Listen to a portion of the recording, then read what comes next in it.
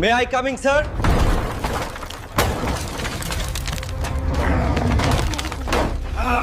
এই তুমি কে?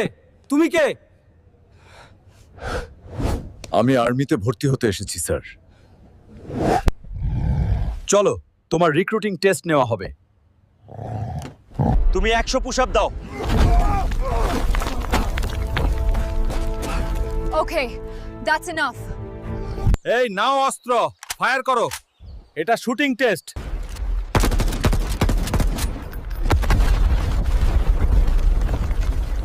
হাল্কের জন্য ড্রেস রেডি করো।